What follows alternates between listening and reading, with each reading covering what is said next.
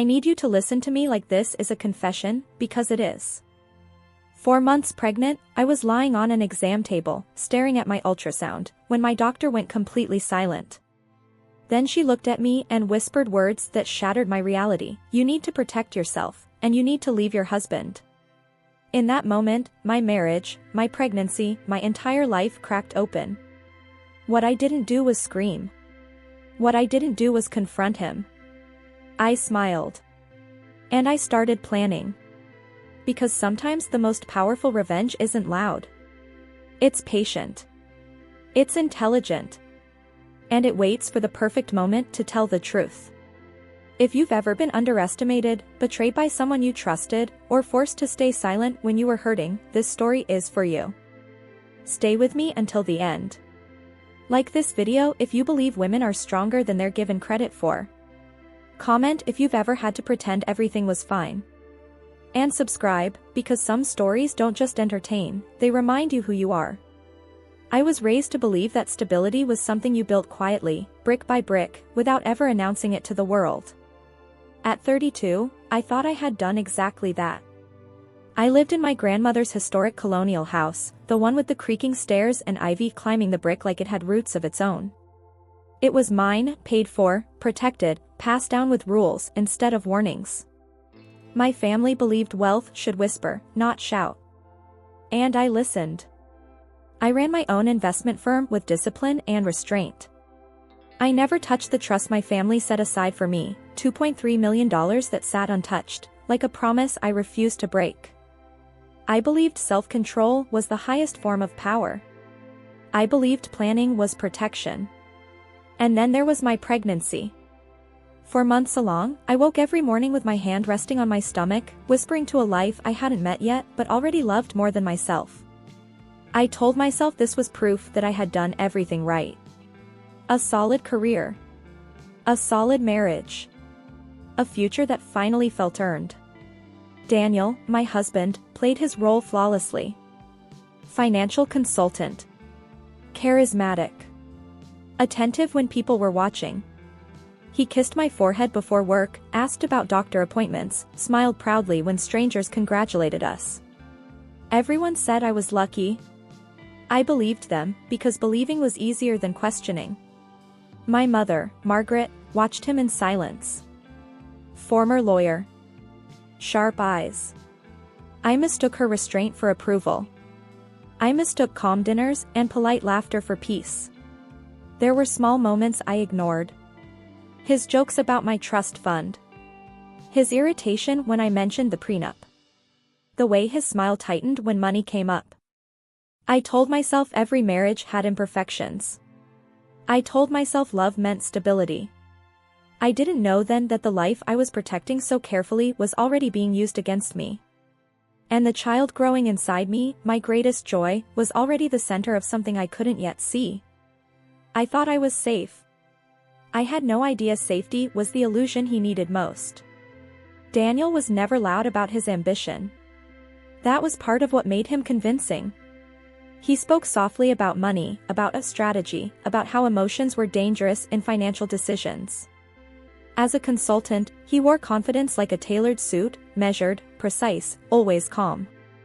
Next to him, I was supposed to feel secure. And for a long time, I did. When we met, he admired my discipline. Said he respected that I never touched my trust, that I honored my family's rules. He called me different. Smarter than the women he'd known before. I took that as love. I didn't hear the ownership hidden inside the praise. In private, the balance of power shifted subtly. He asked questions that sounded innocent but weren't. How much access my trust allowed. Whether my grandmother's house was fully in my name. If the prenup could ever be revisited. Each time, he smiled, like he was joking. Each time, something inside me tightened, then relaxed. I chose trust. He liked control, but not openly. He controlled the narrative. With friends, he was the devoted husband. With my family, the respectful outsider. With me, the voice of reason whenever I pushed back. "You're overthinking," he'd say. And I learned to doubt my instincts instead of his words. I didn't know then that Daniel wasn't building a life with me. He was studying one. Measuring it. Calculating where it could be broken open without making a sound. And while I believed he was standing beside me, he was already positioning himself across from me, waiting for the moment I would be weakest. I just didn't know yet what he planned to take. The first injustice didn't arrive as a disaster. It arrived as discomfort. A feeling so small I almost felt embarrassed for noticing it. During my second prenatal appointment, Daniel insisted on coming into the room. He sat closer than usual, his hand resting on my knee like an anchor. When the doctor asked routine questions, he answered some of them for me. How I'd been feeling. Whether I'd had stress. Whether everything at home was stable. I remember smiling, nodding, letting it happen. That was marriage, I told myself. Teamwork. Later that week, I found a clinic invoice in his briefcase. A fertility clinic. Not ours. Not one we'd discussed. When I asked him, he laughed softly and said it was a consulting client, that he'd helped negotiate a payment plan. He looked almost offended that I'd questioned him. I apologized before he could ask for one. After that, little things shifted. He began managing more of our shared expenses without asking. Suggested I slow down at work for the baby. Mentioned how stress could affect inheritance planning. Always phrased as concern. Always wrapped in care. I noticed how often he checked my calendar. How he asked for copies of documents I'd never shared before. How his kindness intensified whenever money came up.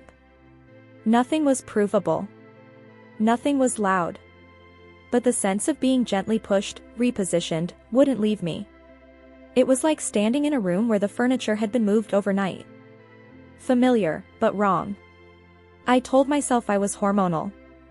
Pregnant. Sensitive. But deep down, a quiet thought began to form: why did it feel like my life was being rearranged without my permission? The first time he humiliated me, he did it politely. We were at a dinner with his colleagues, people who controlled money, influence, reputations. I wore a soft blue dress, my hand resting on my stomach, already aware that my body was becoming a public topic. Daniel poured the wine and laughed as someone asked how pregnancy was treating me. She's become very emotional, he said, smiling. I'm basically managing everything now. They laughed. I did too. I felt my face burn, but I didn't correct him. I told myself it was harmless. A joke. That pushing back would make things awkward. I stayed quiet and felt myself shrink. Later, when someone complimented my career, Daniel interrupted. She's taking a step back, he said. We agreed it's better this way. Family first. I hadn't agreed. But saying that out loud would have made me the problem. On the drive home, I asked him why he'd said those things. His tone shifted instantly, calm, disappointed. You're reading into it, he said. They were just making conversation. Don't embarrass me over nothing. Embarrass him.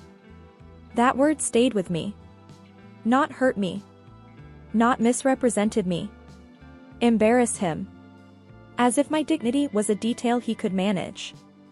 That night, I stood in the bathroom, looking at my reflection, one hand on my belly, the other gripping the counter. I felt smaller than I had in years. Not powerless, just carefully diminished. And what scared me most wasn't what he said in public. It was how easily I let him say it. Loss doesn't always arrive with impact. Sometimes it dissolves you slowly. After that dinner, doors I didn't realize were open began to close. Daniel started answering emails meant for me. He told my clients I was resting. He framed it as protection, but the effect was isolation. I was still respected, just no longer present. My mother noticed before I did. Margaret asked why I'd missed a family meeting about the trust. I hadn't known there was one. Daniel had taken the call and decided I didn't need the stress. I heard my mother pause on the line, the way lawyers do when something doesn't add up. At work, decisions were being made without me. At home, documents appeared that I didn't remember signing. Nothing illegal. Nothing dramatic. Just erosion. The worst part wasn't losing control, it was watching my own voice become optional. I stopped correcting people when they spoke for me. I stopped insisting on being included. It felt easier to let things slide than to fight every small dismissal. One afternoon, I overheard Daniel on the phone. He was laughing, confident, talking about what's coming after the baby. His tone wasn't hopeful. It was anticipatory. Like someone waiting to collect. That was the moment something in me shifted. Not fear, clarity. I realized I was being repositioned for something I didn't understand yet. And the most dangerous part? I still didn't know what he was planning to take from me. I didn't confront him. I didn't cry in front of anyone. Instead, I went quiet in a way that surprised even me. I stopped asking questions that made his jaw tighten. I stopped correcting his version of our life. From the outside, I looked compliant. Peaceful. Pregnant and glowing. Inside, I was unraveling. At night, I lay awake listening to him breathe beside me, my mind replaying every moment that had felt wrong. I wondered when I'd stopped feeling like the owner of my own life. I wondered how long someone could love you and still plan around you. I stopped calling friends. I avoided work events. Isolation wrapped around me like padding, soft, suffocating. My mother noticed. She asked if I was safe. I said yes, too quickly. What I couldn't say out loud was this: I felt watched. Managed. Like my silence was being interpreted as surrender. Daniel seemed relieved by it. He became gentler, almost affectionate. He brought me tea. Touched my stomach with rehearsed tenderness.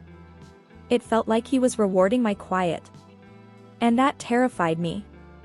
Because somewhere beneath the fear and confusion, a harder thought formed: if my silence makes him comfortable, then my awareness is something he doesn't expect. I didn't know the truth yet. But I knew one thing with absolute certainty. If I spoke too soon, I would lose. The decision didn't come with drama. No tears. No moment of empowerment in the mirror. It came quietly, one morning as I watched my reflection breathe, my stomach rounder than it had been the day before. I realized something simple and terrifying: anger would expose me. Strategy would protect me. So I chose patience. I decided not to ask questions I wasn't ready to answer. Not to confront lies I couldn't yet prove. I stopped trying to feel understood and focused instead on understanding him. His routines. His habits. The way his confidence slipped when he thought he was alone. I wrote nothing down. I told no one. Even my mother didn't know what I was planning. Especially my mother. I needed everyone, including Daniel, to believe I was retreating. And it worked. He relaxed. He began talking more. Mentioning future plans that didn't include me speaking much. Joking about how everything would be settled soon. Each word confirmed what my instincts had already decided. I wasn't weak. I was waiting. Because whatever he was building behind my back, I was going to see it clearly before I touched a single brick. And once I saw it, I would decide exactly how and when it collapsed. By the time I reached my 4th month, Daniel started behaving like a man standing on the other side of the finish line. His patience with me wasn't kindness anymore, it was tolerance. He spoke about the future with certainty, not hope. As if the outcome had already been calculated. He reminded me, casually, about the prenup. About clauses meant to protect both of us. He mentioned fidelity the way someone mentions weather. Neutral.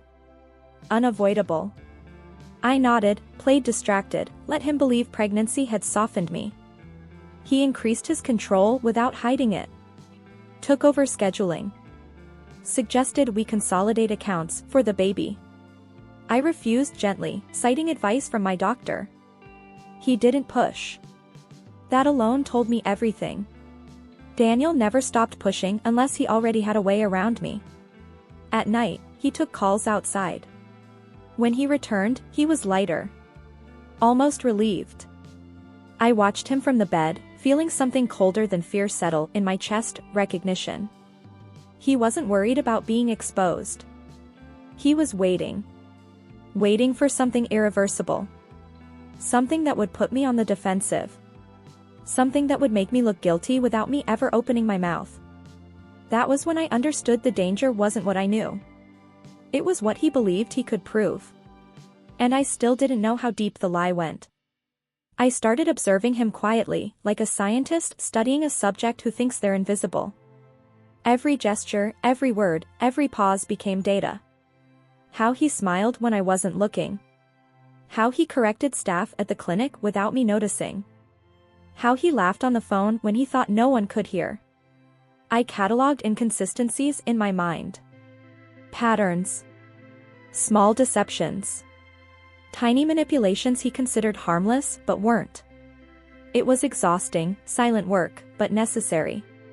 The more I watched, the clearer the shape of his plan became. And the more I realized, he had no idea I was watching. He believed he was untouchable. And that overconfidence would be his undoing. I didn't confront him. I didn't threaten him. I acted quietly, invisibly, like a shadow passing through his carefully constructed world. I reached out to the people he thought he'd controlled, the nurse, the embryologist, the donor. I asked questions casually, listened without reacting, let them speak their truths without prompting. Each small admission felt like a key sliding into place. Subtle, careful, irreversible. I collected documents, recorded conversations, everything he thought he had buried. Every paper, every receipt, every whispered confession became part of a hidden ledger only I could see. And while he smiled at me, believing I was passive, my mind was moving miles ahead. He didn't know I was already playing the game. And once my plan was complete, there would be no room for him to maneuver. But I still had to wait. Because timing, above all, would decide everything. Weeks into my silent work, a slip nearly ruined everything. Daniel's assistant, careless and loud, mentioned something about the donor payment in the wrong room. My heart stopped. Every carefully hidden thread of my plan felt like it could unravel in an instant. I stayed calm. Smiled. Pretended not to hear. I let Daniel think he had nothing to fear, even as I rewrote my strategy in my mind. Every risk had to be accounted for. Every ally had to be reassured. It was terrifying, but it also reminded me how close I was. How fragile his overconfidence truly was. And I realized, patience alone wouldn't be enough. I had to be smarter, faster, subtler. One wrong move and he could see me coming. But I wasn't going to make that mistake. I would bend every risk to my advantage, quietly. And when the moment came, he would never know it was deliberate. I had to give up something I loved to protect everything I valued. My firm, my public image, even the freedom of my days became secondary to the plan. I let Daniel take the lead in certain meetings, let him charm clients, even allowed him small victories at home. Each concession felt like a cut, but it was necessary. I couldn't let him suspect I was building a trap. Every small smile I offered him, every nod I granted, was a lie I carried carefully. I skipped social events I wanted to attend. I stayed quiet when my voice deserved to be heard. It was lonely, and it hurt more than anything had before. But I kept my eyes on the endgame. Because sometimes, the most painful sacrifices are the ones that protect the future you deserve. And deep down, I knew one truth clearly. Giving up control for now didn't mean losing. It meant winning smarter, when the moment was right. By the time the baby moon party approached, every piece was in place. Invitations had gone out, to family, friends, and even Daniel's colleagues who admired him most. Cameras would capture every moment. Police and lawyers were quietly prepared, waiting for the right cue. I smiled as I planned the sequence. Daniel, confident as ever, would ask for a DNA test that he believed would confirm his story. He thought he controlled the narrative, that I was still the quiet, unsuspecting wife. But I had orchestrated everything to turn his overconfidence against him. The nurse, the embryologist, the donor, they were ready. Every lie he'd spun, every bribe, every manipulation, would be exposed in front of everyone who had ever trusted him. I rehearsed nothing. I only waited. When he spoke, the room would shift. Everyone would see the truth at once. And Daniel, who had spent months plotting against me, would finally realize that the person he underestimated was not just watching, she was ready to act. Because sometimes, silence is the loudest weapon. The moment came exactly as I predicted. Daniel, smug and confident, raised his voice in front of our family and friends, insisting on a DNA test. He smiled at me, certain he would catch me in some imagined betrayal. I let him speak. I let him reveal every arrogance, every assumption, every detail he thought was hidden. And then I began. Calmly. I told the story of the bribes, of the nurse, the embryologist, the donor. I revealed the documents he thought he had buried. I played recordings of his own words. Faces turned. Gasps filled the room. His colleagues froze. My mother's eyes glistened with relief. And Daniel's smile faltered, then disappeared entirely. Before he could speak, the police stepped forward. Charges were read aloud: fraud, conspiracy, embezzlement. His plan collapsed faster than he could comprehend. The man who had thought himself untouchable was paralyzed, powerless, stripped of the illusion of control he had relied on. I didn't shout. I didn't cry. I simply watched as truth, quiet, precise, unstoppable, did what I had prepared it to do. He had finally met the person he had underestimated. After Daniel was led away in handcuffs, the room was silent, except for my mother's steady breathing beside me. I felt the weight lift, the fear, the doubt, the quiet terror that had grown alongside my pregnancy. For the first time in months, I breathed freely. The divorce was swift. The prenup, which he had once threatened as a weapon, became his undoing. He left without money, without career, without reputation. I kept everything: my trust, my grandmother's house, my dignity. More importantly, I kept my control. Weeks later, I held my baby in my arms for the first time. Tiny fingers curling around mine, eyes wide with innocence and trust. I didn't need Daniel's presence to define our family. I had my mother, my allies, and the strength I had discovered in silence and strategy. I realized then that family isn't defined by DNA, it's defined by those who protect you, who stay when the world turns, who choose you without condition. I had been underestimated. I had been betrayed. And yet, in patience, in intelligence, in quiet vigilance, I had reclaimed everything that mattered. The child I held was my future. And I would protect it, and myself, with the same precision and patience that had brought me here. Because sometimes the greatest victories are the ones that no one sees coming. If this story gripped you, hit like to show that intelligence and patience can be more powerful than anger. Drop a comment below: have you ever faced betrayal and had to stay silent while planning your next move? And don't forget to subscribe, because stories like this remind us that strength isn't always loud, and the most satisfying victories come from strategy, courage, and resilience. Stay tuned, the next story might just change the way you see trust forever.